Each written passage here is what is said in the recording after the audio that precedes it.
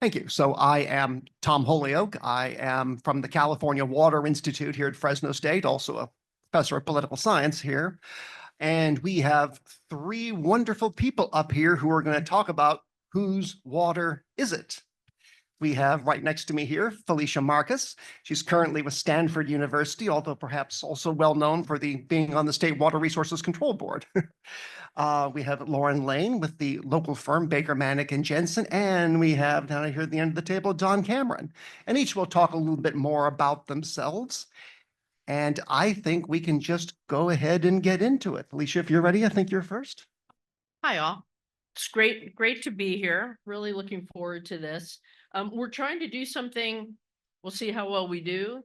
We're trying to do shorter opening presentations so we can spend more time focusing on what it is you all want to talk about, because there are a lot of issues that can come out of it. So we're each going to give you a different slice of ideas, throw ideas out there and things to sort of talk about this really difficult issue.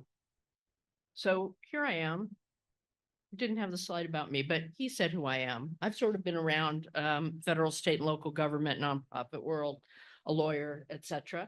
And now I get to focus on how to help folks do their research in a way that is has a sense of sort of the real world policy abattoir that these things come out of, and get to work with great people like the folks at the center, etc. I have a bias, just so you get a sense of where I come from. I always like this Yogi Berra quote: in theory, there's no difference between theory and practice. In practice, there is. And I think we're going to give you a sort of a very practical view of what this difficult question is. So what I'm going to talk about quickly is sort of how we got here and why Sigma, and a little bit of Sigma, and Lauren's going to be able to give you more detail in the legal side. But the bottom line is that you need to have demand management plus enhanced recharge as a path to sustainability within 20 years. And I'll go back to some of those things, but also I'm going to talk a little bit about the collision between surface water rights and the very important need to recharge and desire to recharge. So you can see why this becomes harder than it seems like it ought to be, and a little bit on potential solutions. But the bottom line for me, and the answer to the question, whose water is it, is it's complicated. And the universal answer to anything in California water is it depends. And I'll explain to you why, because it's very easy for folks to get into a single solution or a single problem or a single villain, or those idiots, bleeping idiots in Sacramento, or, across the river, or whatever it is, when in fact, institutionally, systematically, and structurally, this stuff is just hard to deal with. So I'm going to go really fast, probably too fast. The panels were very substantive the last 2 days and really, really good. So hopefully I won't go too fast to give you a feel of these things. And again, I have more slides and words that I'm going to linger on. I'll try and just give you the key points, but then you'll have the slides later on if you want to go back, and I'll be available to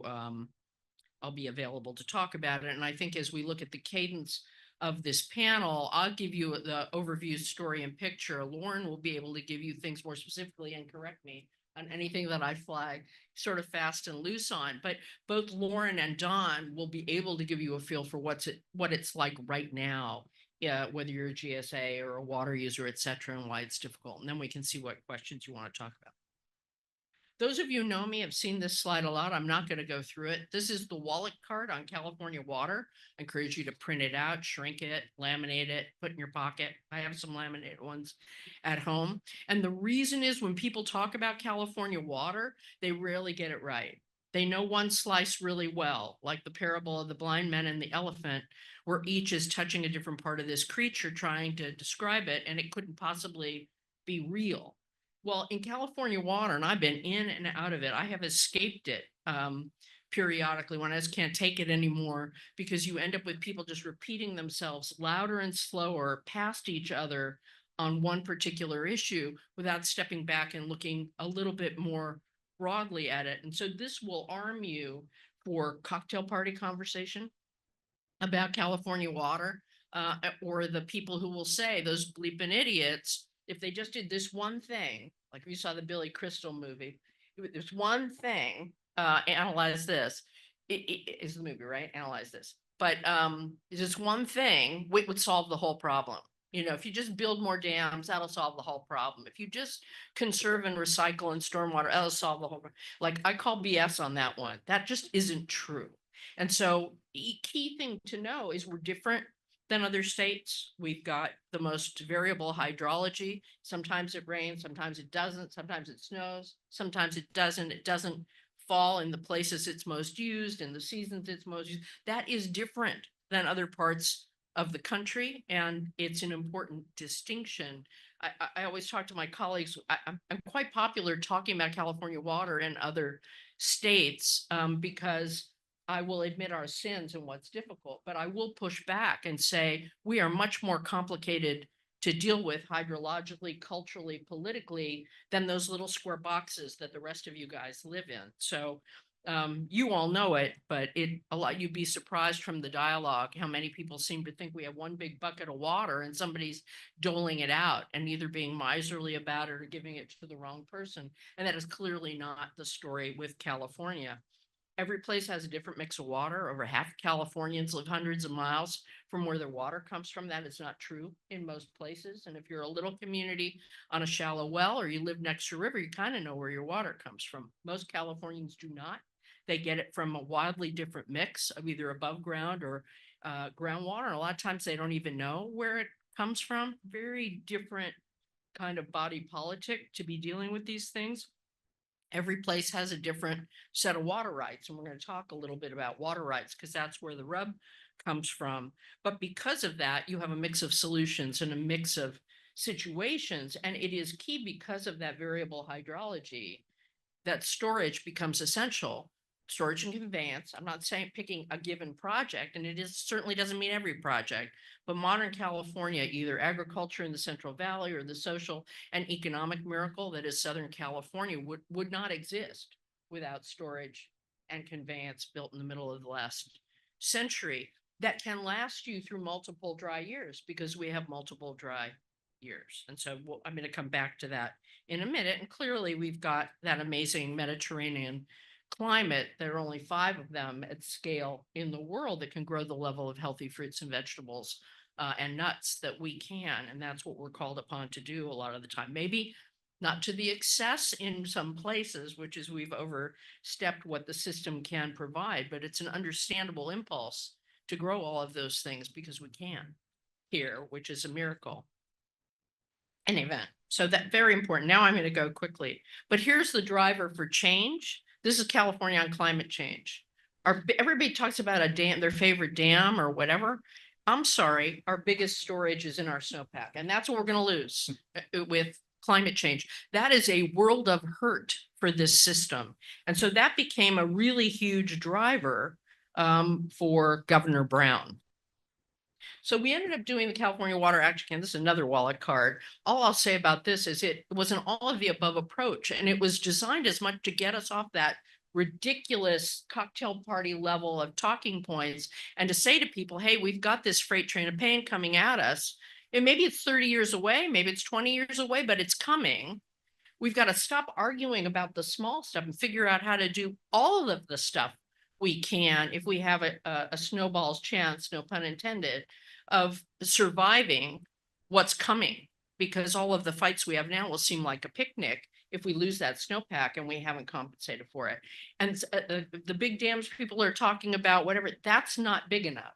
The only thing big enough in size are those overdrafted groundwater basins that we have.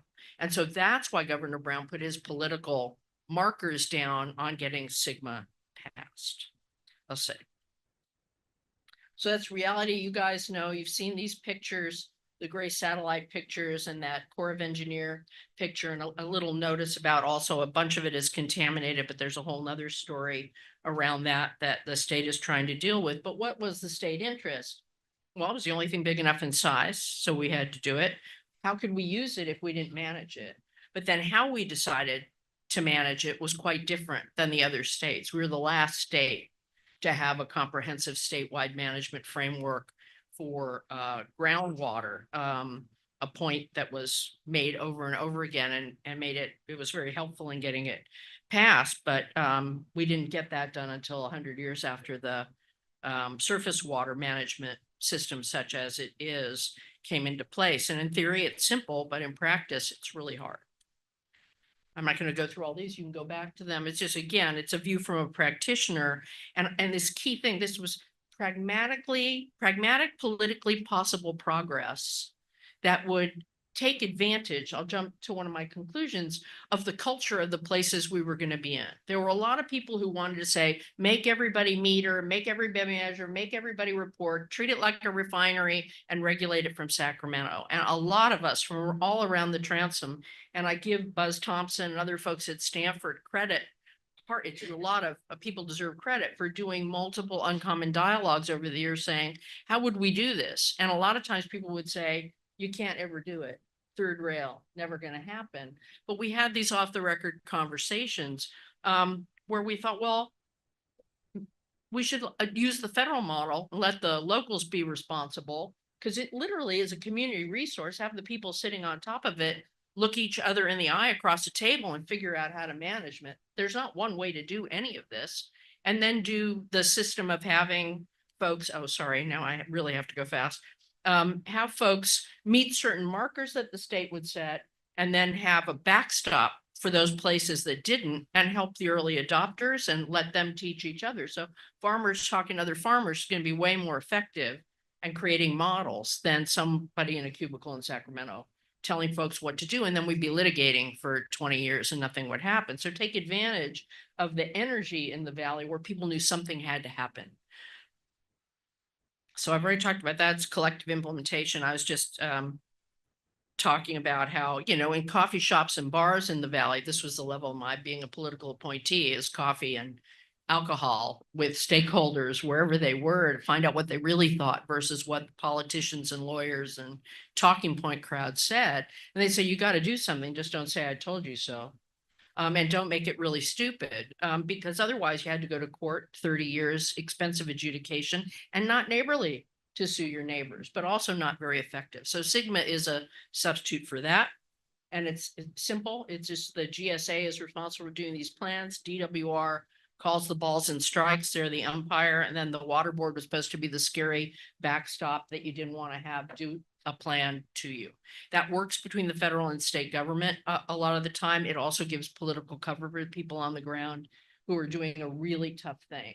And they're able to do it because then they're going to do it as opposed to those other guys doing it to them. That's sort of a much better way to go, but also there's not one way to do it. So locals have to reduce undesirable effects, and you can see the whole list of them. Some of the issues with some of the plans when they came in, I'm just going to emphasize one was an overestimation, overly optimistic thinking about recharge potential, but there was a need to do more recharge, and there was a need to limit the demand management and the amount of acres going out of production by coming up with a way to get it in the ground faster than incidental recharge. But here's the problem. How it's going pretty well. I mean, we've got problems and folks going to probation, but there are amazing things happening across the valley with folks doing it all kinds of different ways. Fees, allocations, trading, whatever, doing it a different way. Couple rounds of review, giving people opportunities to cure. Again, understanding the very human challenge of doing this work, but a lot of work in accelerating recharge. Exciting work in terms of the state focusing on flood managed aquifer recharge. Rosemary Knights, for example, pilot to map the underground, the ant farm underground, to figure out the best place to put it in and the best place to take it out, not the same place because of our geology, which is also different from a lot of other places, et cetera, et cetera. Lots of folks trying really hard to do this, and the multi-benefit land repurposing program, which I love. The state stepping in to try and make it easier to help folks transition land either to recharge basins, solar, whatever, because this is going to be so hard. But the big challenge is these two systems colliding, and where you have the surface water rights system, which is first in time, first and right by the nanosecond, another vestige of the mining era where water was seen as something to extract and produce something not related to the water system, but we've got three of them. Most complicated set of systems in the world. And Lauren can explain it. I can explain it later if you're interested, but it's not a simple system. We've got we've got riparian rights, we've got pre-14 appropriative rights, we've got post-14 appropriate, all treated somewhat differently, all in a way that is very different, actually, even from the other Western states who have a similar system, not quantified hardly anywhere, except where it's been adjudicated. So you don't have the data to know who comes first. There are other states that actually have quantified their water and have one system or maybe two. They have somebody you have to ask for the water. They have a state engineer who makes these decisions. Here, you have your water right, and until the water board says no, when either they can see it and never been funded to do this, or someone complains, people can take people do take whatever they want. So you've got these different systems, but if you're trying to figure out how to recharge, that you can't just recharge all the water that goes by you, because somebody further down may be senior to you. And so there's a need to sort of figure it out, which can take a lot of time if it's not already quantified and it's not already clear. So again, Lauren can talk about this a little more. There are certain kinds of recharge, flood recharge, natural recharge, stuff that doesn't real water right. But if you're diverting it and you're doing it in a pipe or a notch or some of those things, then it's a diversion, because water rights are a time, place, and method of diversion. And whatever process you use, someone's got to have a chance to protest. Under the normal situation, that could take years. So by the time it's over, you're not able to do anything. That's the biggest part of our challenge. And I say this, I'm venting a little. This is therapeutic. I tried to implement this system. It is impossible. We are sort of the messiest ones in the country, kind of the laughing stock. And even just making it more regular without changing anything about seniority would make it implementable and predictable, and people would be less irritated. But Colorado quantified theirs, took them 30 years, but they're quantified. So you had people trying to do these temporary permits and other things to try and that's not telling me I'm spending almost twice as long as I should have. And the issue is, if you get a permit, your name's on it, you can take it back out. If you don't get a permit, you can't, right? So it just goes to the comments. But that's something a GSP can do in figuring it out amongst themselves, and some of them are. So it's really very complicated. So again, you'll see these in the slides. There are reasons why you have to do it. Just because you see it go by doesn't mean there's enough for you, right? And some of the temporary ones have been take a percentage if it's a flood flow, but there's not a definition of what a flood flow is. So we have to figure that out too. And then there've been all these things, both executive orders to help make it easier for the water board to have to do something, because they have to comply with the water code unless they're allowed not to.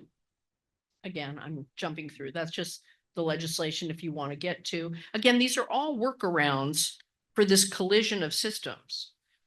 It would be better if we just came up with a thing, but that is very difficult, because it's very difficult to change water rights in anything other than a temporary way, because you have folks who feel like any drop that gets taken away is a loss from their grandparents and their forebears, or they're taking something away from their descendants. It's a very difficult thing, and the water rights bar is not that helpful on this, I'll just say, although Lauren's very good. So but there are some people who take advantage of it. All right, I'm going to stop because I'm far enough along, but I just, you don't have to go through this, but I found this during the pandemic, where an optimist would say the glass is half full, a pessimist would say the glass is half empty. And in 2020, they would look at it and say, that's P, isn't it, in the glass?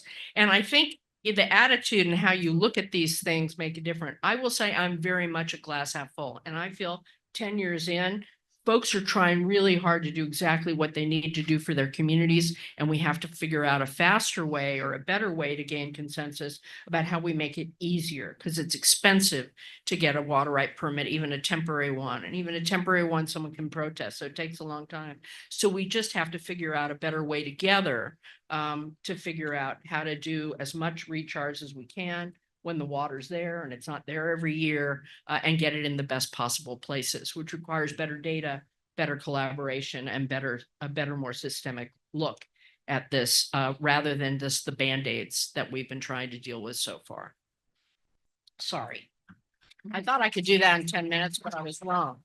Thank you very much. And now we have Lauren Lane coming up, who we hear is very good at this.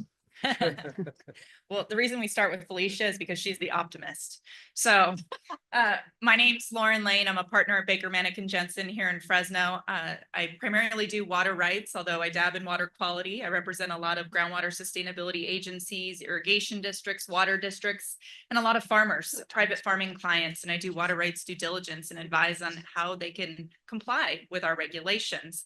But I also farm down in the Tule subbasin, so you can feel bad for me. That's okay. But I enjoy that component of it, and it probably gives me a little bit of bias in my everyday job. So expanding on what Felicia just talked about, I want to talk a little bit about the water rights in and of themselves and who has the right to the water, so we can talk about how we can recharge that water. And Don's going to give us some case specific examples of what he's doing on his property, and then we can get into questions.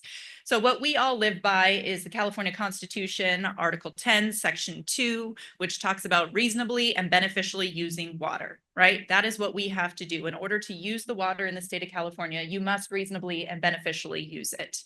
The water is not owned by anybody. The state water board of the state holds it in trust for the benefit of all of us users. And then there are certain individuals that have rights to that water. And so I'm going to talk a little bit about that. I'm multitasking. I've got to do it on both of these because I want the clicker to work on my laptop and it's not working. Okay, so surface water. What is surface water? So surface water can be categorized as a few different things. Felicia mentioned riparian.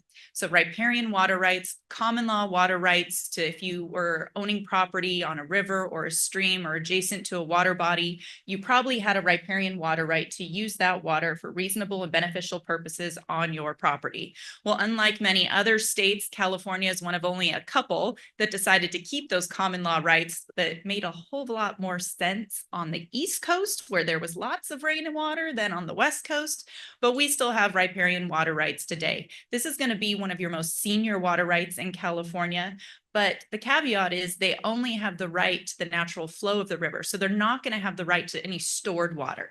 Now, does that include flood flows? It could, if they are natural flood flows that would have otherwise come down the river. So you can see how riparian water rights holders are going to have a timing issue on when they can use their water, but they may have a claim to some of those flood flows. Then we get into appropriative water rights. And Felicia mentioned this comes from the mining area when people started appropriating water through ditches and canals and using it for the benefit of the mining industry in the 1860s or so. And we have pre-1914 appropriative water rights, which is going to be your highest priority of an appropriative water right.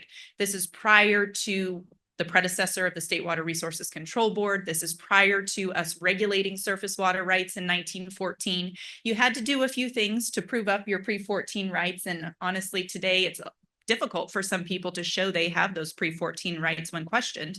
Historians are a great resource to help us find evidence of those, postings prior to 1914 saying how many CFS you were using or acre feet you were diverting. Post 1914, you file an application for a permit with the State Water Resources Control Board and prove up that permit, that water right, to try and obtain a license.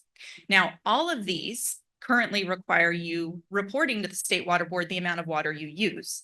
So the question may be, is the State Water Board, the authority on the surface water rights? Well, not necessarily over riparian or pre-14, but the State Water Board can make sure that you are reasonably and beneficially using that water. The State Water Board can investigate whether or not you have a right to use that water, which is why it is important that you are reporting those water rights if you're using that surface water. So then what's groundwater? Why are we talking about recharging groundwater? Well, groundwater is not surface water. Easy definition, right? It's not flowing through the subterranean channels of a river or stream. It's not the underflow of the river or stream or surface flow, which is very important and sometimes hard to distinguish unless you have a hydrogeologist out there showing where your well depth is. If you have a shallow well right next to a river, you might be pumping from the underflow, right? Could be a problem there. You may not be pumping groundwater.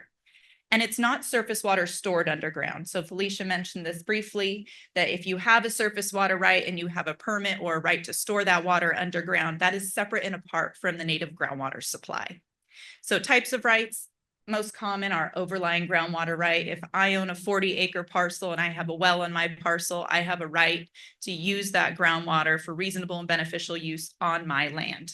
Now it's a correlative right, just like a riparian water right, which means I have to share it. I have to share it with my neighbors. And if there's times of droughts or limited water supply, we all get less. We don't all have, you know, an abundant access to that water. I can't take more than somebody else just because I feel like it. It's something we do have to share.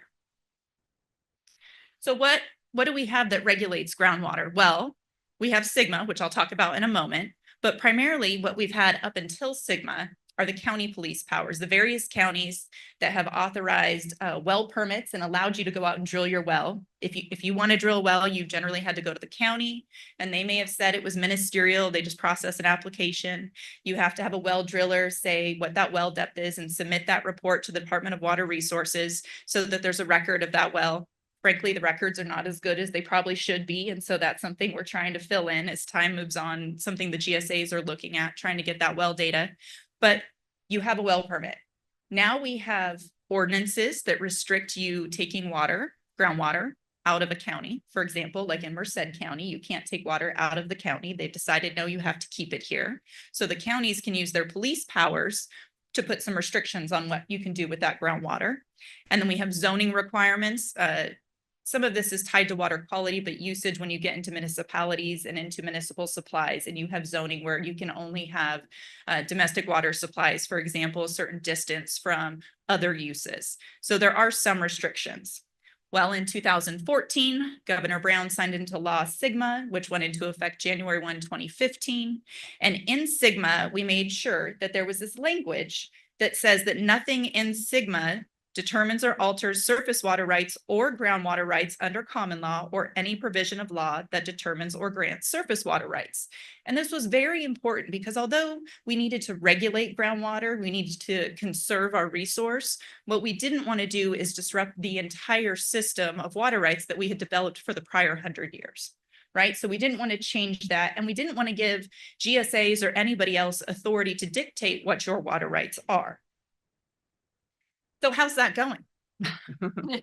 Well, in SGMA, Felicia already mentioned the undesirable results that we are trying to mitigate with our groundwater sustainability agencies and groundwater sustainability plans that have been put in place. GSAs had to be put in place by June of 2017, groundwater sustainability plans adopted by January of 2020 in critically overdrafted subbasins, and January 2022 if you were overdrafted but not critically overdrafted. So some of these plans have been implemented for about 5 years now, even though they haven't been approved yet.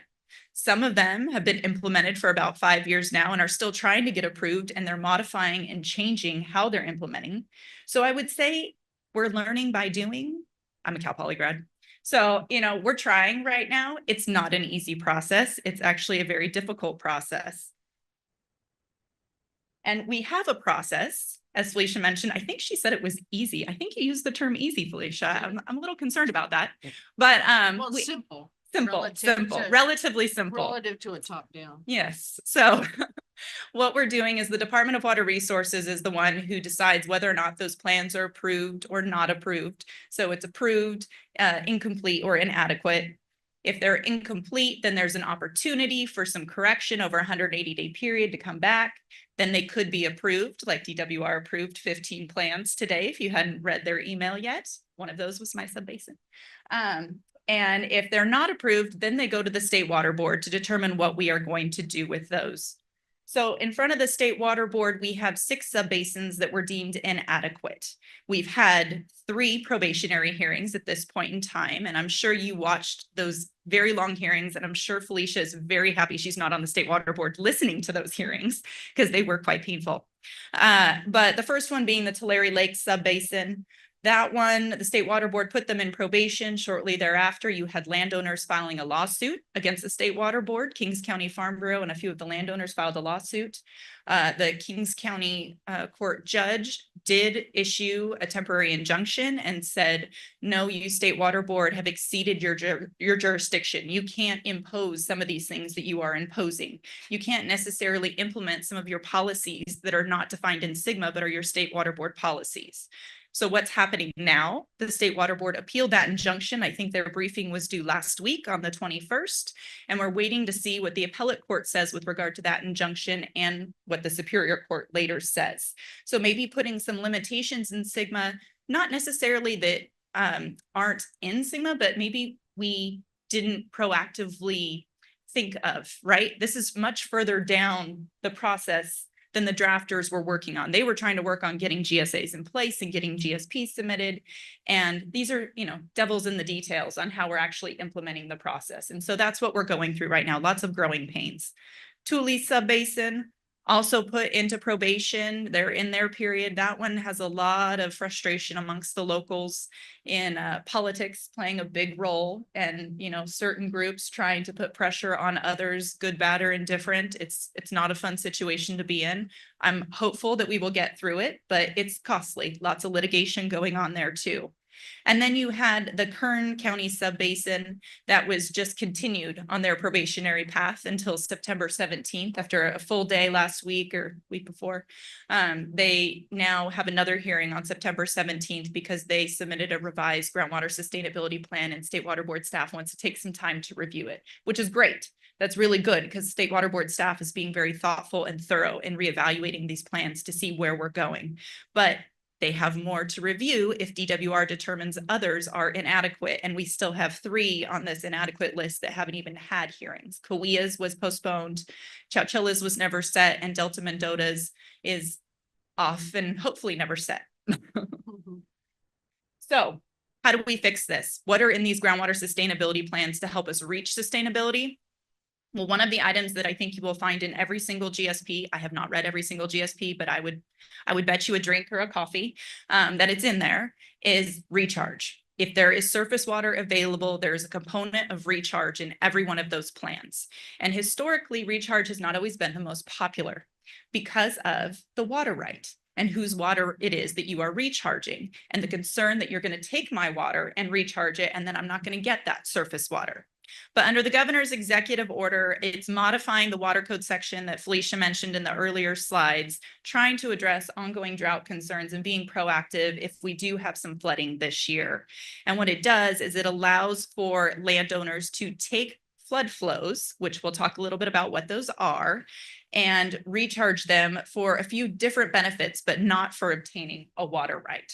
So it's not the first time we've done this. There have been other executive orders, like in 2023, one of my clients, Lower San Joaquin Levee District, which is a flood control district. It does have authorization to manage flood control facilities, and it does have a flood control plan. So it actually doesn't have to worry about the most recent executive order because it already has the authority under the water code. But when we have emergencies, and in this situation, we had the city of Firebaugh threatening to be flooded because we were at capacity on the East Side Bypass and at our facilities that were collecting flood water off of the San Joaquin, Merced, and several other rivers that come into its jurisdiction. And so this is something that landowners can rely on. They have to follow a process. When they divert the flood water, they have to report it to the State Water Board, and they have limitations on where they can put that water supply. So they have to be careful that they're not applying it somewhere that's going to further degrade water quality, which is why there are limitations on if you've recently applied any type of chemical to the ground, fertilizer, pesticide, whatever the case may be. And for fallow ground, there's also limitations there unless it's a flood control, or a recharge facility already. So there are some limitations in place, but the goal is to recharge this water. I'm not going to get into all the timelines because you can read those, but I do want to talk about next steps as we get into Dawn's presentation. I think I still have a couple minutes, hopefully. So these are some of the big questions that we're talking about. Who has the right and the priority to use the surface water? And this can create other legal battles. So if I am a riparian water rights holder, I have rights on a river to use some of that surface water during the natural flow of the river. Well, when there are flood flows, I get a portion of those flood flows. I get my correlative right of those flood flows if they're not stored water, if it is natural flood flows from not stored water, right? Because that would have otherwise flowed down the river. It's truly riparian water. Well, now you have flood flows that's maybe both stored water and natural water. And then you have the governor's executive order saying, yeah, you can take flood water.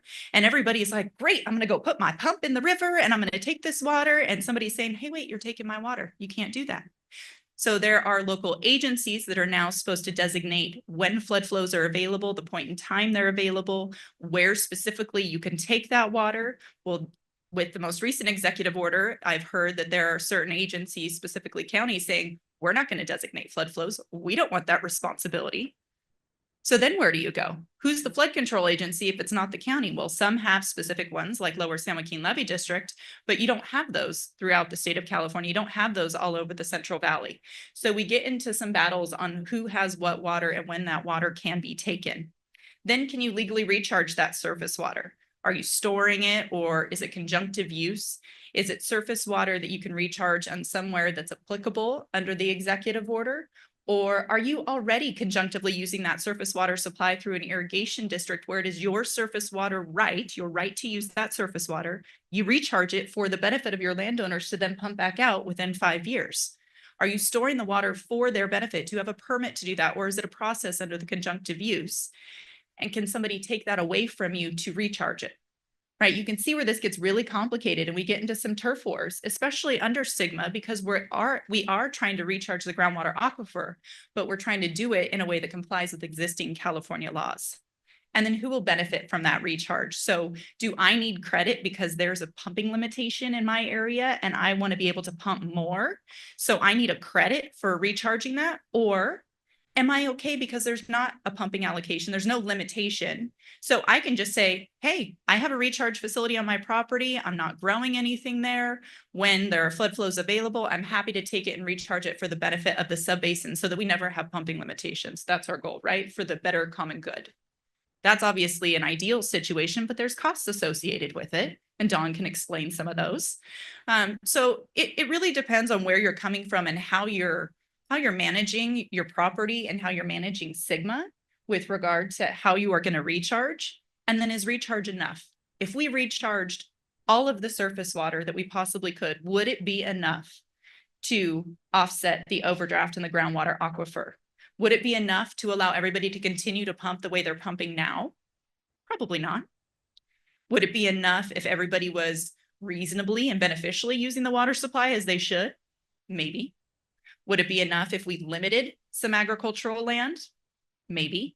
You know, I think Felicia had in one of her slides, I don't think she mentioned it, but talking about, you know, the tens of thousands, if not hundreds of thousands of acres that we're going to have to fallow if we did nothing else but limit pumping.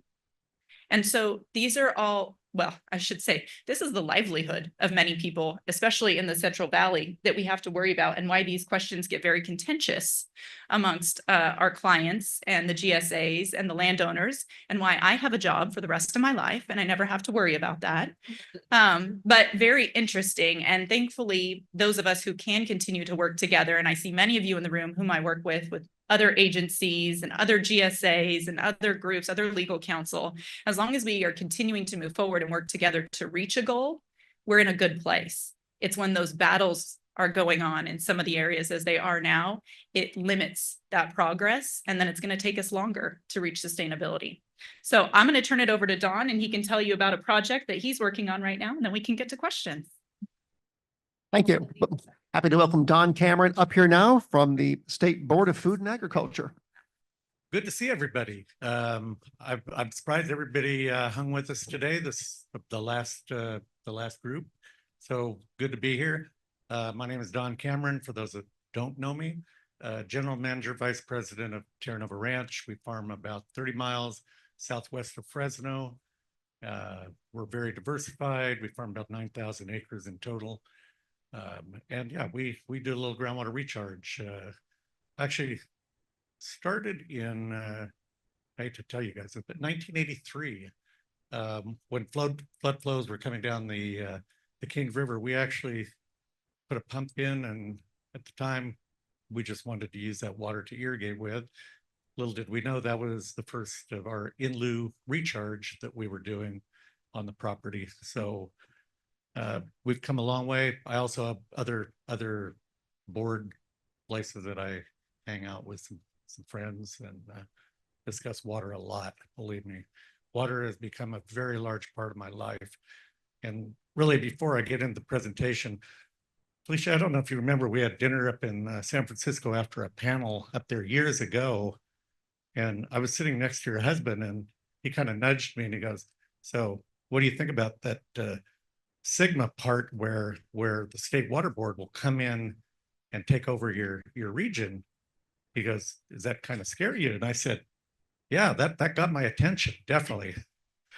But yeah, great meeting him back then. And as for my son was smarter than I was. He decided he was going to be a water attorney. So he wasn't crazy about the farming side, but as you said, Lauren, you guys are set for the rest of your life. There's no question. A water attorney in California, you have a very secure future.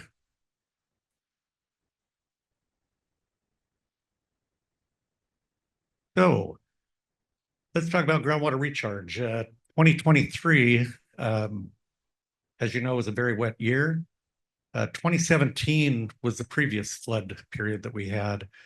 And in 2023, there were 7.6 million acre feet that were recharged. That's 17% above the 20. In 2023, it was 17% higher than what was put in the ground in 2017. So that's over 1 million acre feet more in just that short period. People started understanding stigma. They started understanding that that we need to get water in the ground. And 2023 also had the executive order that you've heard about that allowed water, the take of water without going through the process of permitting. And really, I'm going to give you an overview of some of the issues that that are faced as a grower dealing with some of the different agencies that do regulate water. We, like say in 2023, we had our system that had been completed in 2020, and we began doing groundwater recharge on a very large scale. We put in 5 miles of canals, head gates, under crossings. It was a project that was supposed to be $7 million, ended up at 13 million. And it also was going to be maybe a 3-4 year project, ended up to be a 10-year project. So we learned a lot during that period. Part of that was with a DWR grant that helped get our project off the ground. But you can see this is one of our farm fields. In 2023, we put all kinds of, I think we had over 30 diesel boosters running, moving water, along with our main pump that we have that pumps 77,000 gallons a minute.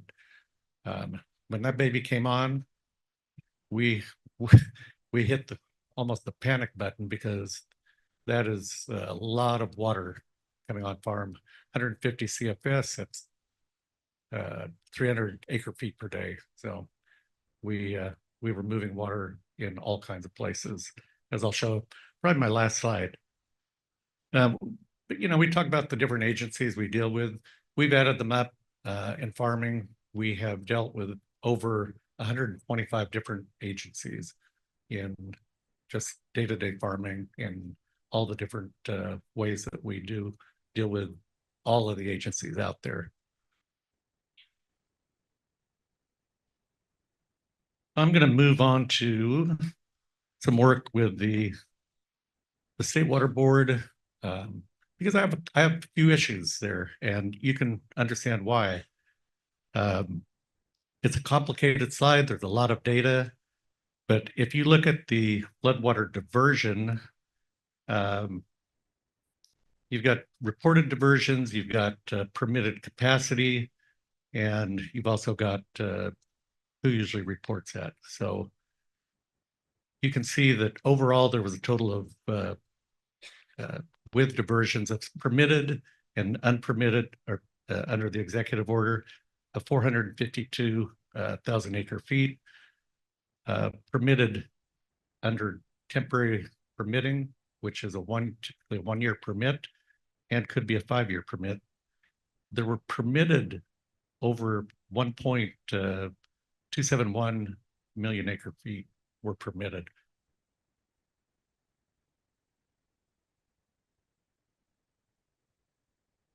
So under the permitting process in 2023, you can see, like I say, there was almost 670,000 acre feet of temporary permits that were issued.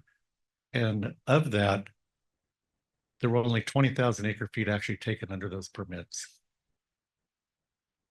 And under the temporary use change petition, 602,000 acre feet were permitted, And of that, only 20,677 were actually taken. And believe me, these permits, the temporary permits are expensive. They take a lot of work. They usually don't require CEQA. CEQA is usually on the, I think, the 5-year permits that, if I'm correct. I'm not the attorney in the room, but that's my understanding. And CEQA is a very expensive process. The State Water Board raised the fees for permits last year, and I think they're going to have another increase. I think they split the permitting fee increase over a 2-year period because it was going to be a huge increase last year. So we got it, but it was over 2 years. So what's going on? I mean, Felicia, you mentioned a lot of the issues that did come up, why people weren't able to take water. You know, part of this, you have, in many areas, you have to have fish screens. Those have to be approved by Fish and Wildlife. And you have to have an engineer go out and design these so they don't affect the flow. They don't necessarily bring fish in. You know, that could be $250,000 just to get fish screens on your pumps. So, and then you got the infrastructure to put in. If you're going to put a permanent structure in, you know, you could easily have $1 million wrapped up in a set of pumps to move water off of your resource into your, wherever you're putting it, into basins, on farm fields.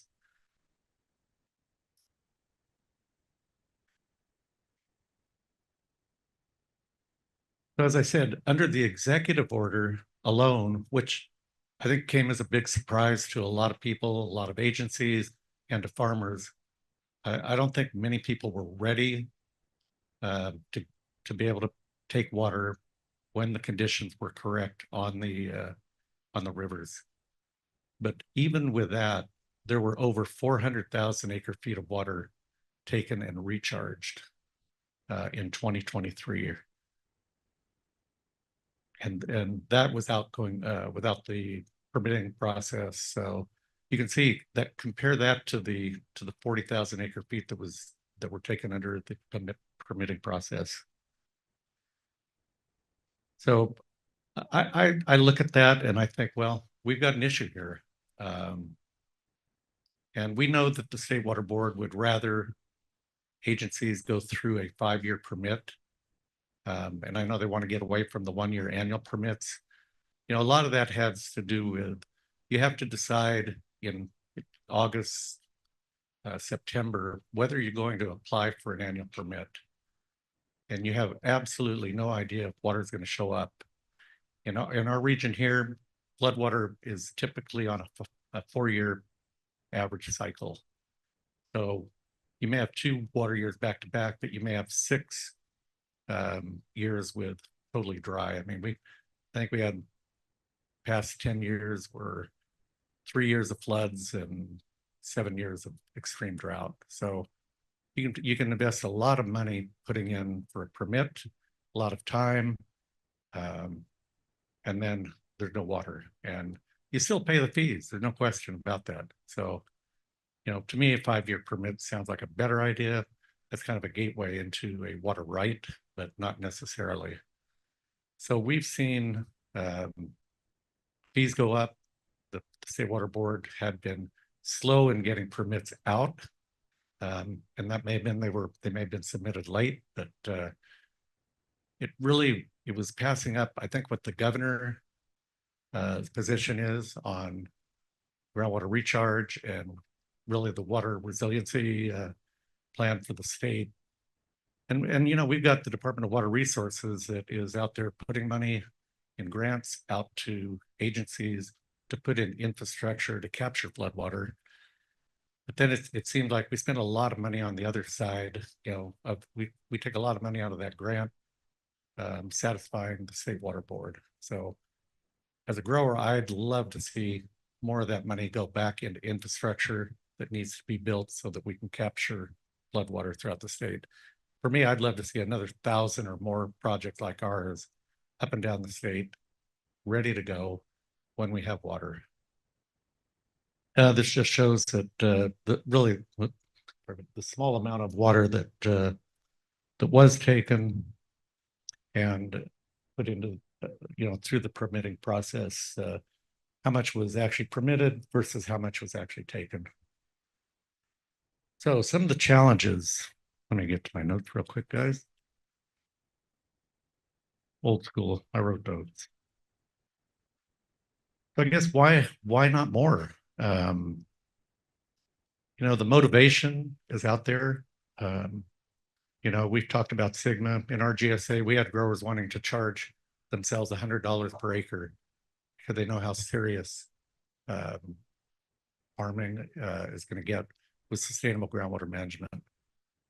They were more than happy to do that. They may not be so happy after the almond price crash, but different story. We need to mitigate climate change, and we need to be prepared because as you heard, we're seeing more intense storms, more intense droughts. And, we need to take big gulps when this water is there, and we need the authority to do it and do it legally.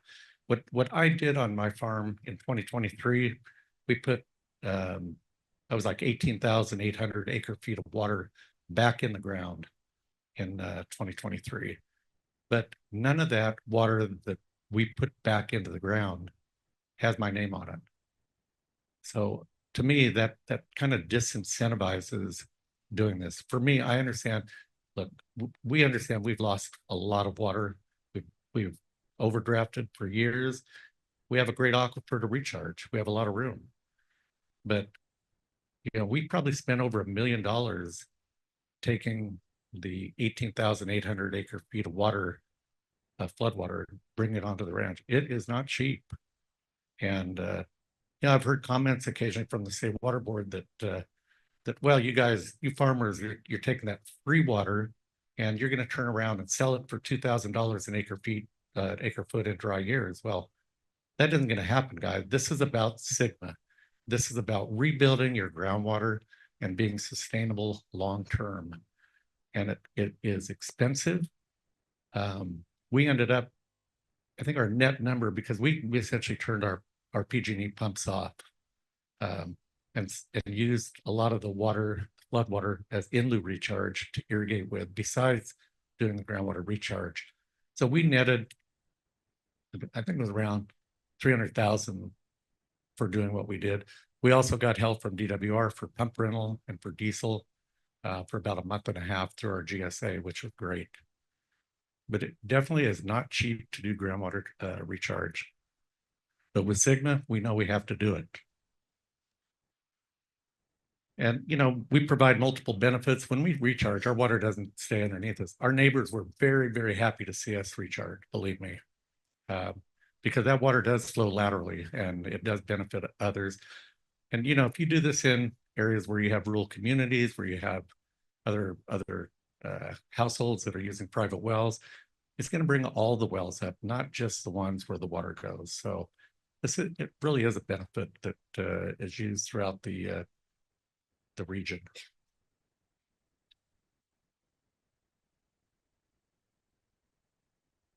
So challenges. As I said, floodwater is not free. It's we're not selling it. We're keeping it in the ground. We're using it for the benefit of the whole subbasin, to be honest with you.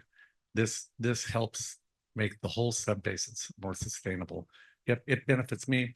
We saw water table rises of 15 to 20 feet in the region where we did groundwater recharge. We have monitors out there, and we just added 5 more. You talk about things other than IoT. We're using LoRaWAN to transmit data back to a central location, bring it into the cloud, and we're monitoring it in our office. So we're using broadband to do that. We finally got a decent broadband provider that's giving us 100 up, 100 down, which is amazing for out in the country. We've got, I believe we need comprehensive policy reform at the state water board. I said it once, I got myself in trouble, but look, things stay there for a long time. It takes, if they need more staff, we need to get more staff. This is critical for California.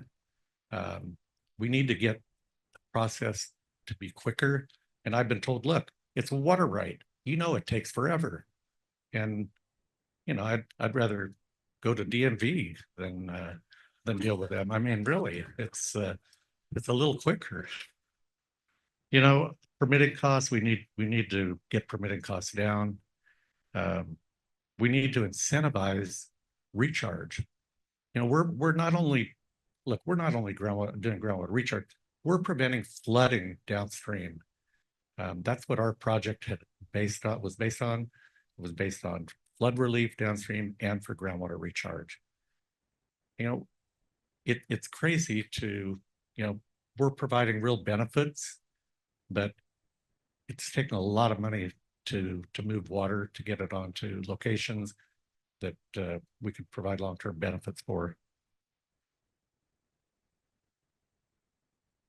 Now, if I could read my writing here.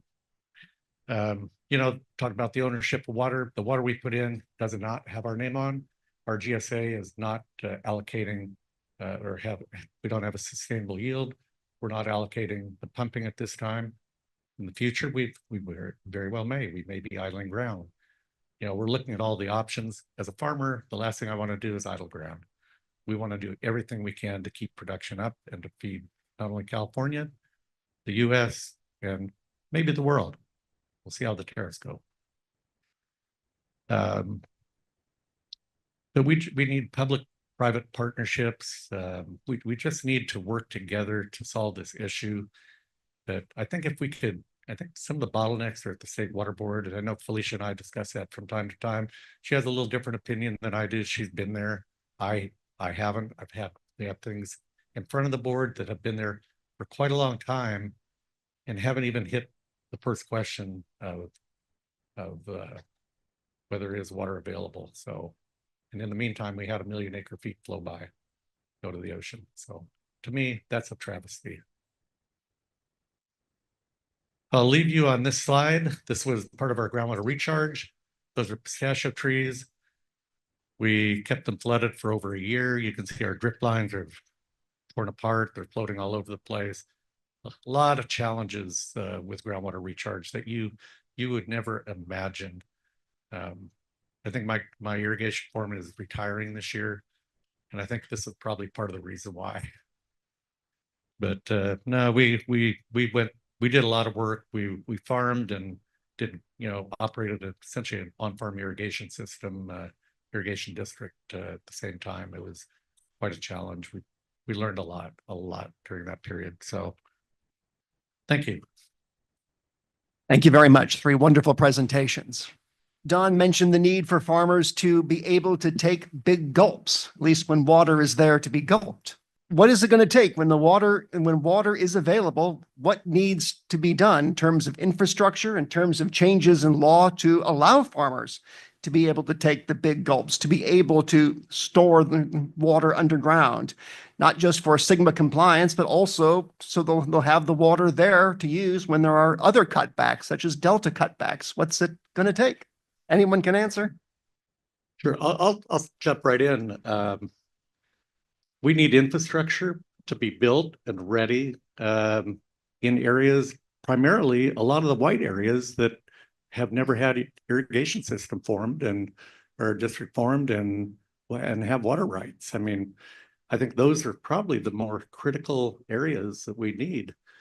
I also believe that we ought to be looking at each watershed that we have in the state, and we need to have trigger points and thresholds already in place so that when the water comes, everybody's very clear who gets water and when they get it.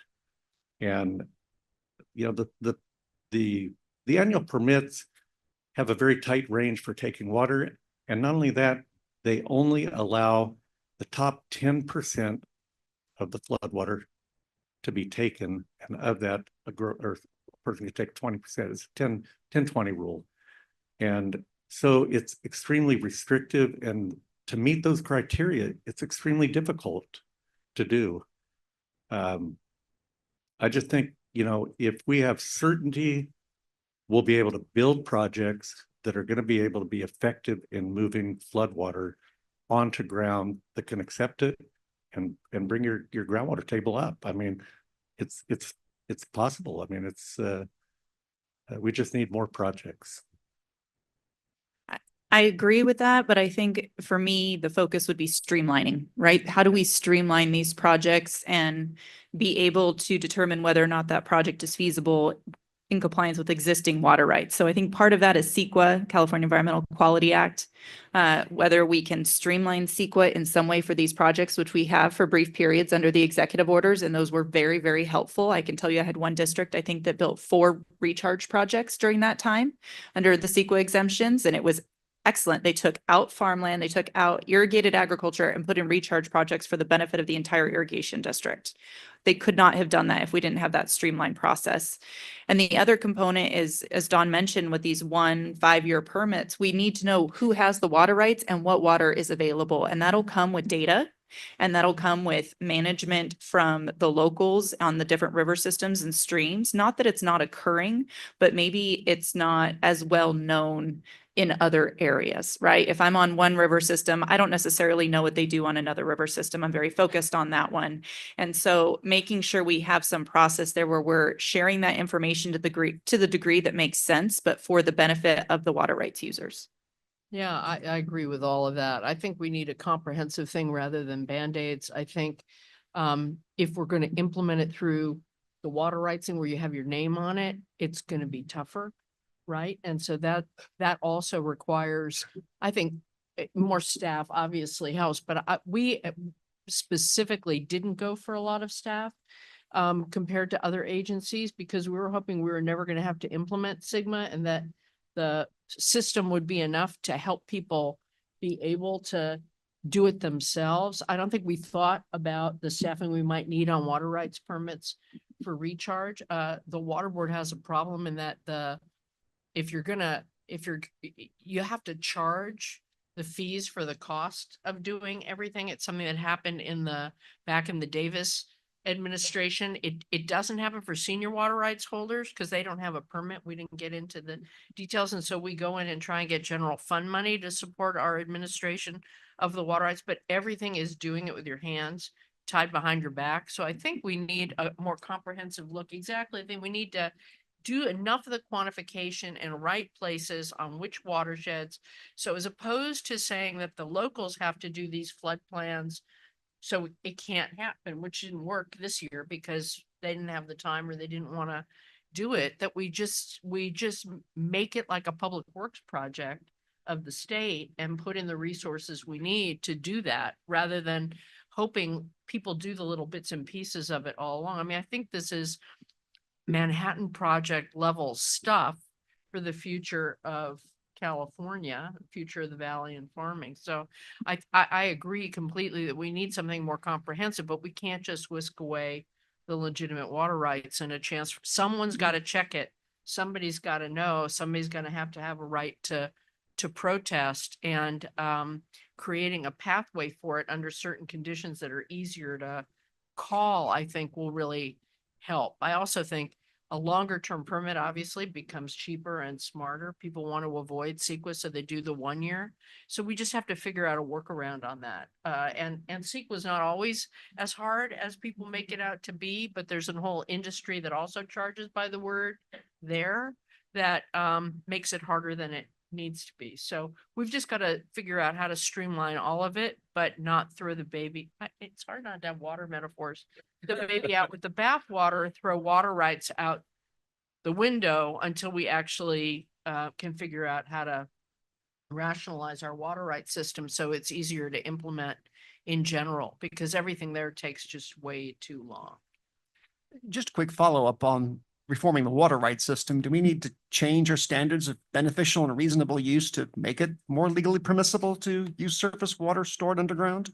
Well, I would say no. I mean, there are issues. I'll turn to Lauren because the conversation has moved on from where we started. Again, we shouldn't change reasonable and beneficial use because you shouldn't have a right to waste water in a water scarce area. That's just as a collective. I think it's important. The problem is it's hard to assess it. And everything in normal periods of time is an evidentiary adjudicatory hearing that can take years. So it's not very quick. I mean, in theory, it's fabulous. In practice, really hard to implement unless you have emergency orders, which during a drought or when a governor does it, you can do certain things faster, but you can't just wipe it away. The issue of beneficial use is one where the language of it is really difficult, because this gets to the issue that Don raised, that he heard somebody saying, you don't want all of them to say that the taking, well, first you got to make sure it's available. That's the first thing. And since most of our surface water, it's adjudicated in some parts of the state. Southern California is pretty adjudicated above and below ground, but it's not here. And so you've got to quantify and figure out whose water it is ahead of time. If you put in that time, it becomes much easier. You've got to have better data. We don't have good data compared to other places. And so you can argue about everything. But what you don't want to do is just call it a beneficial use so that somebody can just claim the water so they can store it and sell it to somebody else, because that doesn't help the community or the body politic either. And I think folks get wrapped around the axle trying to figure out how to think about that. But so we might have to come up with different words or a different process for recharge entirely, which is where I think we need people sitting around the table and thinking about the options and coming up with ones that don't do violence to the existing rights and system, but allow us to move faster.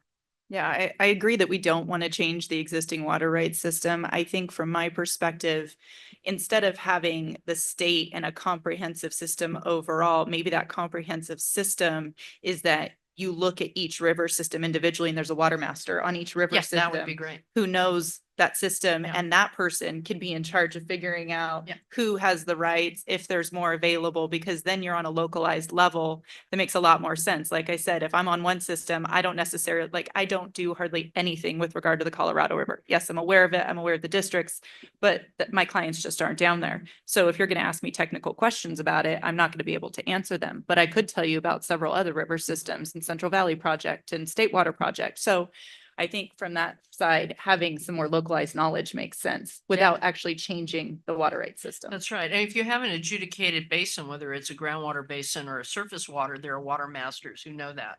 And again, other states, the state's covered with them. In California, it's spotty because it's expensive to get to the adjudications. You have to figure out a faster way to do it than evidentiary, adjudicatory, everything, because that can take 10, 20 years, and it has, depending on the basin. One of the best managed basins, if you look at this in the Santa Ana basin, is 30 years of adjudication over the surface and groundwater rights, but it's now one of the best managed watersheds in the country. But it took 30 years. You have to figure out a way that doesn't take 30 years. Sounds like somebody's career. There are many people who've made careers on it. Sure. No, I agree with you guys. No question. I don't want to disrupt water rights, and I don't want to take somebody else's water that belongs to them. Hey, that's believe me, I farm in several different districts and GSAs and understand that, yeah, everybody has a right. Everybody has the water they need to take before floodwater can be taken. No question. But it'd be nice, like say, and we haven't even talked about reoperation of reservoirs. Oh, my goodness. Yeah. I mean, that's a whole nother can of worms. And Right. Steve, I know you're here, but everybody as you know, everybody wants to hold. And then all of a sudden you either have a quick melt of snowpack, or you get a big storm. And then all of a sudden you get a rush, you get a lot of water coming at one time. And it'd be nice if you could, and like I say, nobody ever wants to release water that can be saved and used at a later time. Completely understand. But high flows in different rivers, you should be able to take some of that if it's not being used all the way downstream. We don't want to deal with the species in the delta. We want to make sure they're happy, or anybody else's water right down the road. I mean, that's not the idea. But it seems like when California floods everywhere, and there is so much water, and it's usually at a time when nobody wants to take it. Right. So. Okay, are there questions out there? One of the most interesting, I done a fair amount of research on the Santa Ana adjudication. And it did change the complexion of everything that was going on there, and probably to the benefit, right? And that's what we have to hope for. But the most interesting adjudication I've seen is in Cuyama, where you had a lot of local growers. You had Harvard Business School come in, and you had two big carrot growers basically adjudicate the basin in order to force out, growers. So those are things we've got to be really careful of. And I think that, along with, you guys are doing great work, and it's critical that we do it. And I like what Lauren said, and Don, and what, but that is of interest, you know what I mean?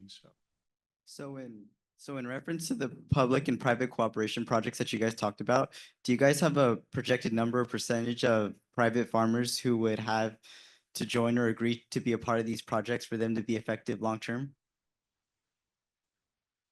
It depends. That's also an attorney answer, not just a water world answer. It's gonna be different everywhere, depending on the size, scale, the basin. I mean, some of the most interesting work going on, at least I get excited about it, is some of these electromagnetic overflights where they're mapping, so you can figure it out, and then you combine that with the multi-benefit land repurposing where you're seeing these basins. And I'm an old public works director. I think we spent a lot of time finding out who pays for what. And if the state could put more money into defraying the fees, putting in the infrastructure in the smartest places, make it, as opposed to fighting over who, and that includes protecting fish too. I'm much bigger, like, let's just figure out how to do it, because we spend all of our time fighting about who should do what, and then you got to do these long hearings. And I actually have an iron butt, so I can sit through longer hearings than anybody, because I'm a really extreme ENTP on Myers-Briggs. So I'm interested after 3 days, even if people are yelling at me. I think that each person's interesting. So that's what I'm really good at, but I'm glad I'm not doing those. So I'm having more fun, but there's just a lot of stuff that we could do to make it faster. And the multi-benefit land purposing thing should be 10 times as big.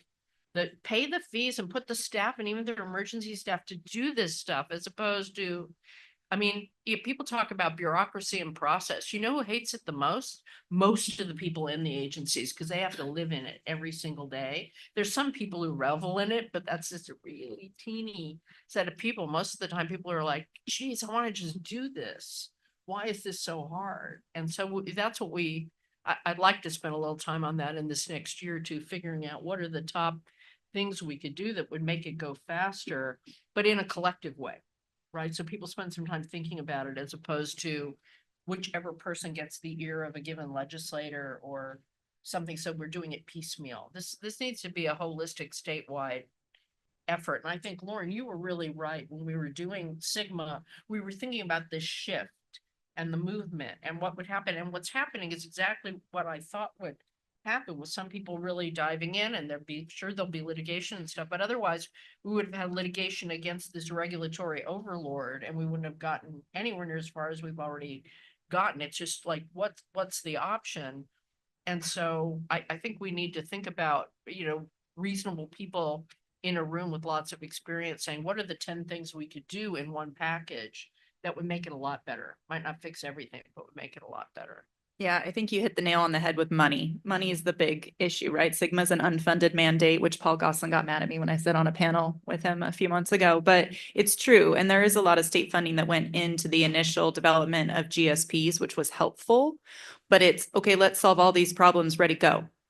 And who's going to pay for it? And so those public-private partnerships are a key to getting there, because that's where a lot of that funding is coming from, because the public agencies have to go follow the Proposition 218 process to assess fees, whether it be land-based or volumetric. Right. And they can't just, come in like the State Water Board can and have an emergency rulemaking and saying, we're going to charge you. Yeah. Right. So there's a public process voting under our California Constitution, which we go back to. But the public-private partnerships help alleviate some of that pain. And really, there's a lot of, like, in certain irrigation districts that have partnered up with their growers, and they may have allocation systems in place. So if they take water for recharge, they get credit. And as Eric could have found out, it became a very popular way to get growers to be incentivized to bring water on their fields in a time when they normally don't, and get the water in the ground. And it benefits for not only their farm, but the whole GSA. I would add too, that I really think the collective efforts where you have a GSA doing and a folks sharing it, like what you're doing should be a lot easier. I mean, it just makes sense because you're doing something for the collective good and all of that. You just have to make sure you're not hurting another legal user of water and you're not unduly hurting fish and wildlife. Those are the two big things and you can't have localized impacts that comes into transfer where you're, demolishing some community upstream, but it sounds simple, but it's actually pretty complicated. We just need to make it simpler and more rational. We talk about the bureaucracy involved, our project from start to finish was about 10 years. Took 2 years to build the project. The rest was all regulatory. Unbelievable. I learned patience, like I say. Well, if I could clone you, everything would work a lot better too. Really great model. Back over here, we have a question, the man with the microphone. Oh, great. Thank you. We're trying to figure out how we can monopolize the microphone for the rest of the remaining time. To Felicia's point about collective action, or to this whole day and a half where we distill it, and we get to collaboration, or when Professor Bruce stands up and hammers us about how joint power authorities were the solution to Bay Area fire planning. We have to act collaboratively. And let's face it, the 58 county system that California was founded on fails us when it comes to collaboration, and it's certainly failing us when it comes to water. So regional planning in this area, and you heard it from Ashley yesterday, has elevated to a 4-county region: Tulare, Kings, Madera, and Fresno. And we've put in front of the governor a 500-page regional plan, which calls for investment of $55 billion over 10 to 15 years. And you won't be surprised how much of that is water infrastructure. Of course, what are we talking about? Probably 20 to $25 billion of ag revenue a year. Why wouldn't our region, rather than rely on the wonderful good people like Don here, who are going to push $1 million onto the poker table and bet on recharge? We don't have enough Dons in our region. I wish we did, but we should be empowered by the state to act regionally for these recharge. We should be helped by the state. It seems to me that if we can get some sort of joint power authority over the GSAs that span those 4 counties, we could start to make a dent on that billions of dollars of infrastructure, and it clearly should start on recharge. And Bruce has already alluded, there's one politician in my family and he works on the coast. I'm not about to become a politician, but I know one of our famous politicians has now entered the room, and maybe she'll talk to it too. We need to be led in this direction, and I'd enjoy your comments, having been around state activity, if it's possible. Well, I think it's just hard because you end up with, there's always this balance between what counties ought to do and what others ought to do. I mean, a lot of this stuff in terms of managing groundwater or managing even the communities that don't have access to clean, safe, affordable water. I've had conversations with folks very senior in the legislature who go and name when we were trying to do the SAFER project, now called the SAFER project, to get water to poor communities, or we were trying to do Sigma, and said, well, shouldn't the counties be doing this? Why are we doing this? Shouldn't the counties be doing it? And I said, they're just not. So you have a choice. Either you can say the counties should do it, and we gave that option for the white paper, or for the white spaces, or you have the state take a more active role if you really want to get it done, but you don't have to do it one top-down way. So it just requires a movement instead of conversation. I mean, you could also, I think sometimes doing things as pilots, if you have a willing county that really wants to do some stuff, that's another way to do it. But there's probably not a universal answer where you can enable, but you can't, it becomes a whole nother regulatory thing if you say this is what folks have to do. That's why I think you need a consciousness that's focused on how do we, I like that we did segment in a way that enables locals to make decisions about a local resource and not have it decided from a cubicle in Sacramento. I really think that will get further faster, and it's a better thing to take advantage of a neighborly culture and a community-based culture, all those sorts of things, but we can do more to enable that. And again, a lot of it does have to do with money, and a lot of it has to do with getting out of the way sometimes. When you have the people who want to do it, and then you have the state step in as a backstop where people don't do it. It's sort of the balance you have to have. Yeah, If as that somebody, answers the question or not. sorry. Go ahead, no. As I say, as somebody who's formed several JPAs and who represents several JPAs, I'm not sure that another layer of government is the answer, but that doesn't prohibit those groups from getting in the room and having the discussion and working together, right? And oftentimes all it takes is an invite, which is kind of ironic, right? Well, of course, I see that person. I know that person. Shouldn't they be talking? Shouldn't they be communicating? Well, nobody put on the table, hey, let's have a conversation about this. And we're going to invite all of these GSA representatives in the counties to be there. And in the Central Valley, the counties are involved in all of the GSAs. So they're inherently there if you just had the GSA. So I love the idea of collaboration because I think that's how we move forward, but caution against maybe another layer of a governmental entity. Let's do a quick question down here, and maybe we can always squeeze another question over there. Yes, I heard talk about rights. Water is a right. Yeah, but what's a privilege? When I get nervous when I hear about changing a right and turning it into a privilege because it's inconvenient for some people to have a water rights system right now that, and if you've listened, and God bless you, Felicia, I wouldn't have done, I can't imagine how much money a person deserves to sit on the state board. That's got to be the most difficult, thankless job. It's just, yet they're You not get to giving be- you the tools you need. It's a privilege. It's a bizarre privilege in my mind, but yeah, it needs to be done. But when you listen to these, and I'm not going to make my point too long. I want to get to a question, but I would say if you've listened to the assembly committees, if you've listened to the feasibility studies, the idea there that for a while that DEI was the most pressing problem in California water, it makes me nervous when I hear people talk about changing rights into privilege. So is it the rights that are that are no longer valid, or is the system broken? I could give you a clue which way I lean and a lot of examples why, but I would like to hear, are people at least acknowledging that and taking that into consideration? I think Be- rights are sacrosanct.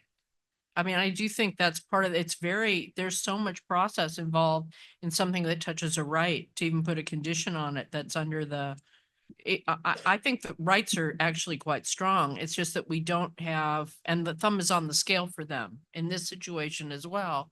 The problem is just the process of determining the rights isn't all spelled out because we just haven't done it in California the way they have in other states, because it's long and it's expensive. And, there's a whole lot of literature that people are more afraid of losing something than they are ready to seize the opportunity of gaining something.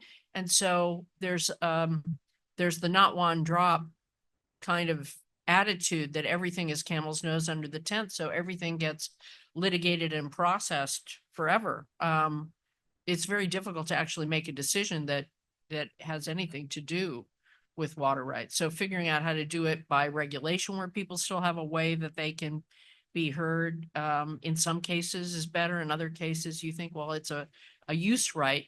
It's a property right, but it's a use right. So it's a little weird kind of a thing. So everything is more process laden than it needs to be. And so as a result, its decisions are just hard to make. But the thumb is on the scale for rights in California for sure, I think. Okay, maybe one last question from the lady down here. Hi, my name is Kylie. I work in communications for the Lane Center, and I've seen maybe 2, 3 water panels at Rural West conferences. And I hope I'm not the only one in the room to say that it's always the most complicated panel. And it's very hard for me to distill like solutions for a lay audience, which is sort of my job. So in the same way that we talked about collaboration as being a major theme, thematic solution for some of these wildfire problems, can any of you identify a major theme or 3 that you see as being sort of the core solution to California's water challenges? All water or just recharge like the panel? Well, let's stick with recharge. Less regulation, always. I think so. Yes, I do. Because I think when you have less regulation, you create the ability for people to be more creative on how they are actually recharging, for example, in this instance, right? You heard what Don say, how many? 8 years on regulations, 125 agencies that he had to go through to do his project, right? So if we had less of that, or as I mentioned, like exemptions from some of it, I think it would be more productive and you would have more people doing it because it would also be less costly. So that's maybe too simplistic of an answer, but Yeah, and as a grower, I want certainty. That's what I want. Yeah, always.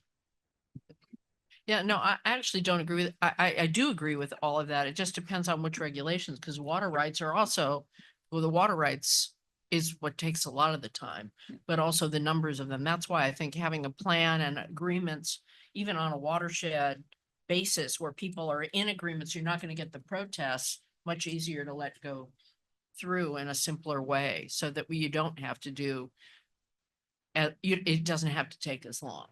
I think streamlining makes sense as long as people always tend to want to streamline whatever reg they don't like, but they hold on really hard to the one they do.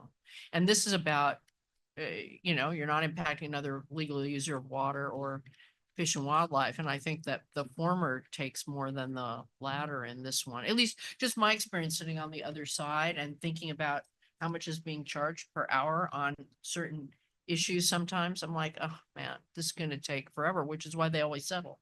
Pretty much everybody finally gets tired. Yep. And it's settled. We are at time. So thank you, panel, very, very much.